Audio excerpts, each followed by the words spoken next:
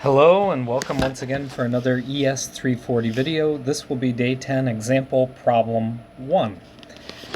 So we're asked here to demonstrate the equivalence of the Clausius statement of the second law and the Kelvin-Planck statement. So we want to show that a violation of the Kelvin-Planck statement implies that the Clausius statement is violated as well, or vice versa. And we can kind of do this all in one go at it. So but first let's remind ourselves, what are these statements of the second law? So the Clausius statement says it is impossible for any system to operate in such a way that the sole result would be an energy transfer by heat from a cooler body to a hotter body. So the only thing that's happening is we have heat flowing from cold to hot. And the Kelvin-Planck statement says it is impossible for any system to operate in a thermodynamic cycle and deliver a net amount of energy by work to its surroundings while receiving energy by heat from a single thermal reservoir. So if we're only connected to one reservoir, it's impossible to deliver a net amount of work. So let's start with the Kelvin-Planck statement and go this way, because I think this will be useful. So let's suppose we have a hot reservoir,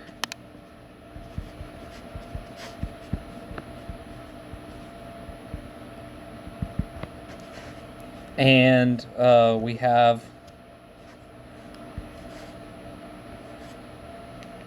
our system here.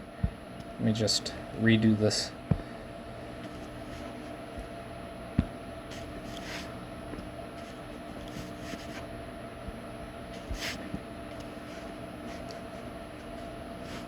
We have a little cycle, we have work coming out, and the only thing that it's connected to is the hot reservoir, and we have some heat coming down.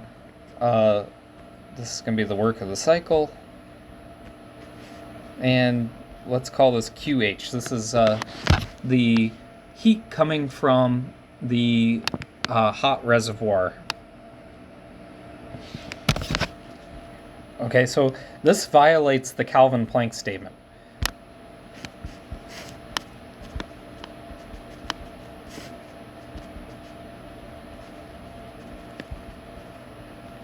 Because notice that our cycle is connected only to a single reservoir, and we have work coming out. So this is a violation. Now let's add a second piece now.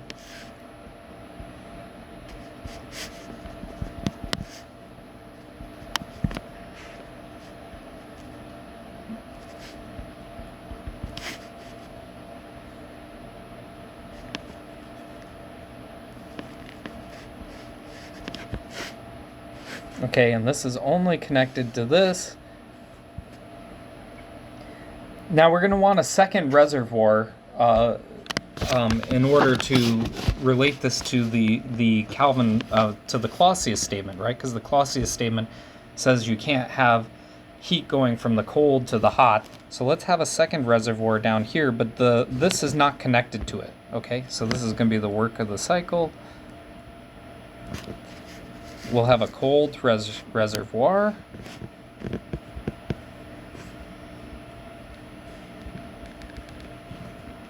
And now we'll have some system that has a cycle, is connected to both, and is drawing in some heat from the cold here. And let's just call this maybe QH2 or something like that. Okay, because it's not the same amount of heat necessarily that is coming into, it's not the same amount of heat as is going on here, okay, in this system. So basically now we have, this is not violating yet the Clausius statement. We're going to see in a moment how we can get this turn this into a single violation here. We're taking this to be two separate systems at the moment. So we have this system, system 1, and this system, which is system 2. Okay, so we have system 1 and system 2. We have work coming out, and we're going to use this work to help drive the cycle in 2. So basically, we're extracting work, which is obviously a violation here. We're extracting work. This violates the Kelvin-Planck statement. But we're extracting work from a single reservoir into the second system here, and that system is going to be driving a cycle in the second system using that same work that we extracted from the original cycle, which is then going to draw heat from the cold reservoir to the hot reservoir. That's essentially what's going to happen here. So basically we're taking the work that was performed by violating the Kelvin-Planck statement and using it in the second system.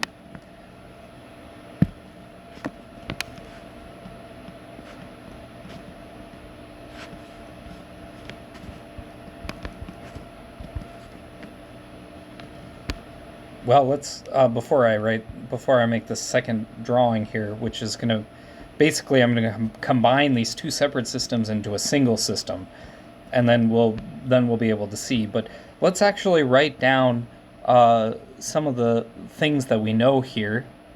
Again, remember, number 1 is violating the Kelvin-Planck statement. So here we can write the energy balance, and it's not going to violate the energy balance, right? This is it does not violate the first law of thermodynamics. The Kelvin-Planck statement is only related to the second law of thermodynamics. So what we get from the energy balance is that the work of the cycle has to be equal to the Q, the heat coming from the hot, right? Because the energy has to stay balanced, so we know that we're having work that's leaving and heat that's coming into the cycle, so those have to balance each other out for 1. And then for 2, it's getting an input from the work from the cycle into its own cycle, so that's also going to be work of the cycle. And then remember that when we have heat coming, when we have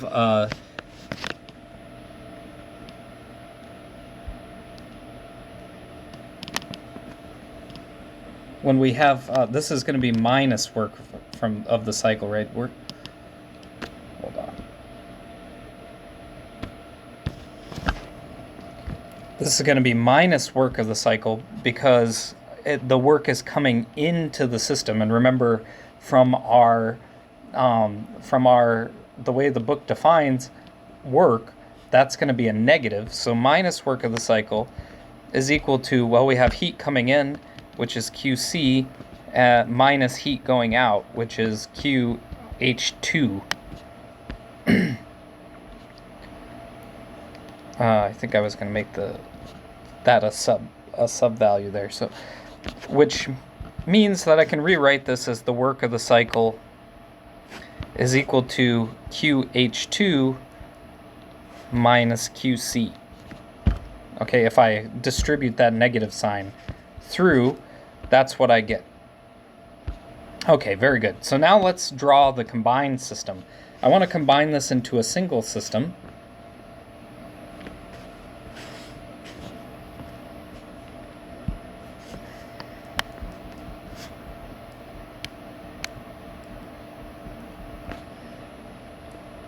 And so basically, you can imagine that I make the system look like this, right? Because this was attached to both the hot and the cold reservoir now if it's a combined system.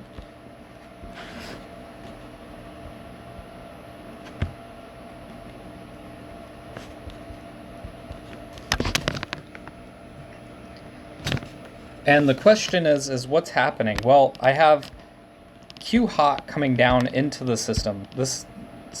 I'm combining these two. I'm not going to redraw the whole thing just because I'm going to make it look ugly and whatnot. But so now just think that this part was the part for system 1, this part was the part for system 2, and now I've combined them into a single system here. And notice that what we have is in essence Q hot, and the work now is internal to this system, so we don't need to worry about the work, because for a single system, when I combine them into a single system, the work is just doing internal things here.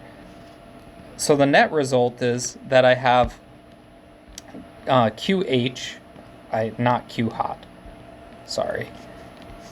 I have QH, and then down here I had QC, remember QC was coming in, and then I have QH2 that's going out. So basically what I have here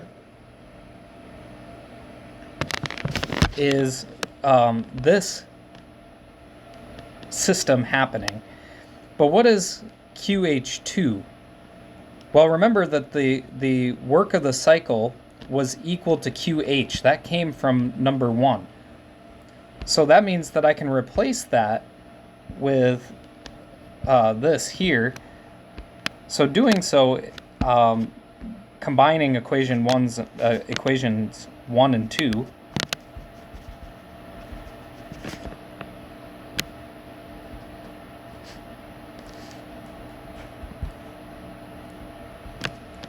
I find that QH is equal to QH2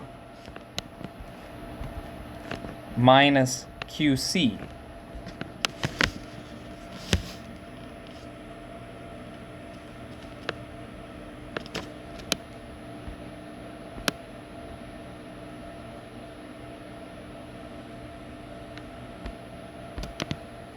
Or QH2, if I want, is equal to QH plus QC, right?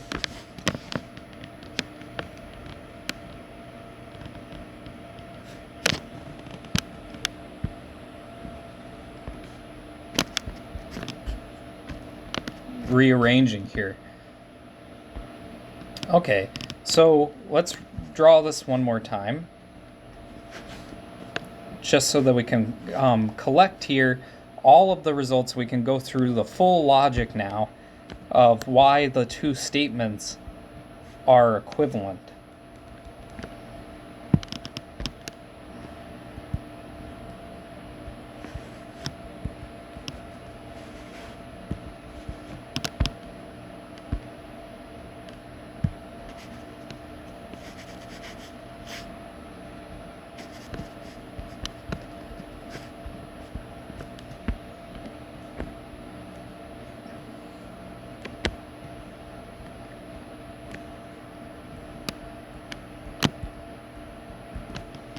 So basically, what the net result of this system is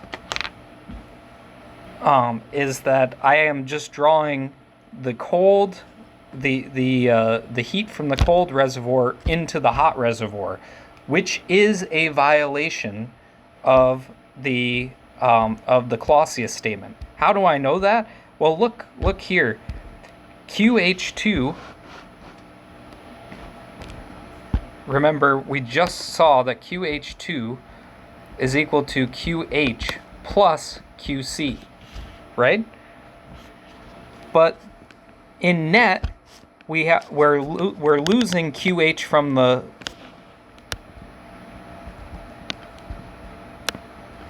from the hot reservoir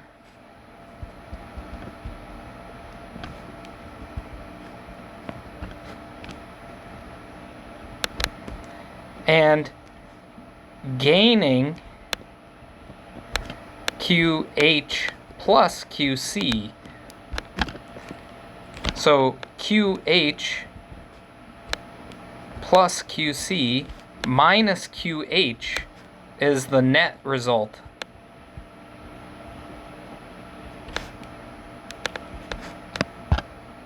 Well, obviously QH minus QH is 0, so QC is the net result. That's the amount of heat that's going up from the cold reservoir to the hot reservoir.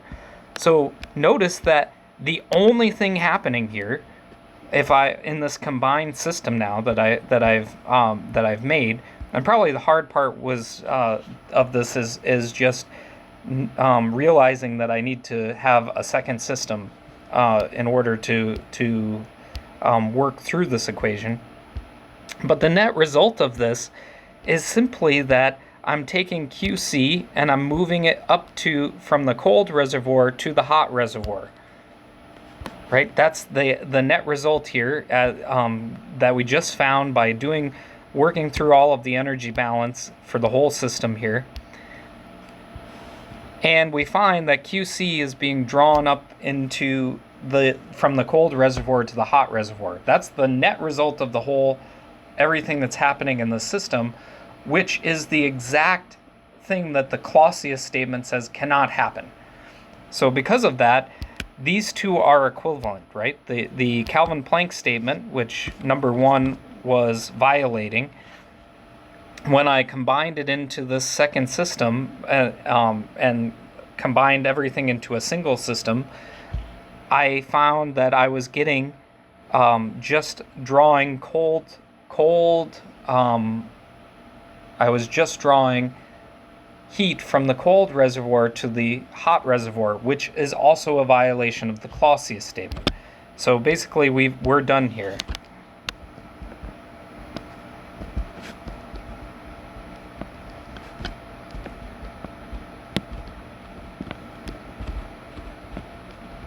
Meaning that these two statements are equivalent to each other.